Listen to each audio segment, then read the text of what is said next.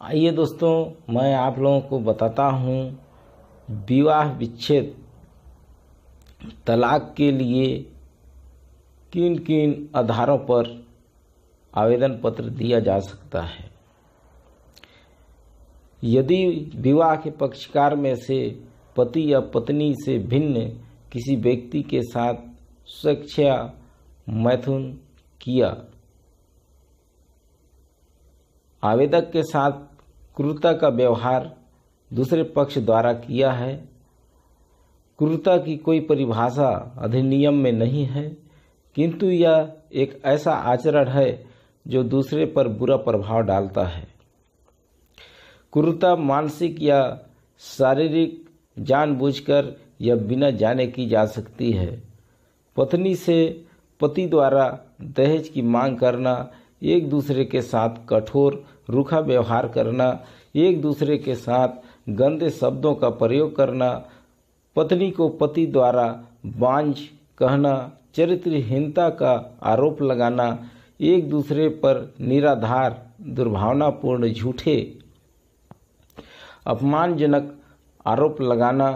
पत्नी द्वारा पति के साथ सहवास को अस्वीकार करना मानसिक क्रूरता है। एवं एक दूसरे के साथ मारपीट करना,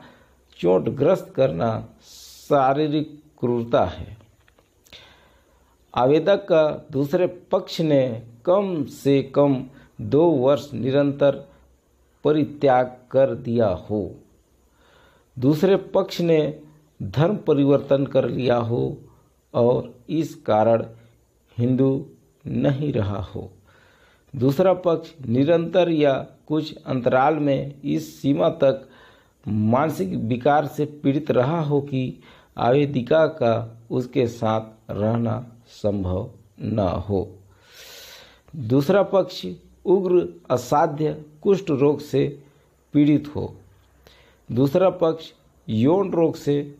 पीड़ित हो, दूसरा पक्षकार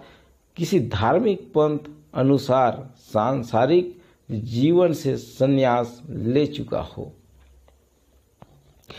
दूसरा पक्ष जीवित है अथवा नहीं इस बारे में 7 वर्ष से अधिक की अवधि में कुछ सुना न हो, विवाह का कोई पक्षकार न्यायिक पृथक्करण की डिग्री प्राप्त कर चुका हो एवं 1 वर्ष से अधिक समय की अवधि में विवाह के पक्षकारों के बीच सहवास का पुनरारंभ न हुआ हो, अथवा दाम्पत्य अधिकारों की पुनर्स्थापना की धारा 9 हिंदू विवाह अधिनियम के अधीन जय पत्र पारित होने के पश्चात 1 वर्ष या उससे अधिक की अवधि में पक्षकारों के बीच दाम्पत्य अधिकारों की पुनर्स्थापना न हुई हो। दोस्तों, पत्नी इस आधार पर भी तलाक हेतु याचिका प्रस्तुत कर सकती है कि पति ने दूसरा विवाह कर लिया है। पत्नी के पास पति के द्वारा दूसरा विवाह कर लिए जाने पर उसके पास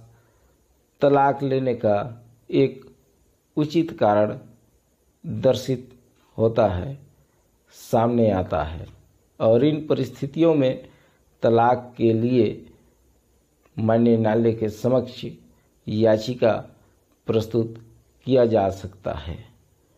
जय हिंद, जय भारत, जय छत्तीसगढ़।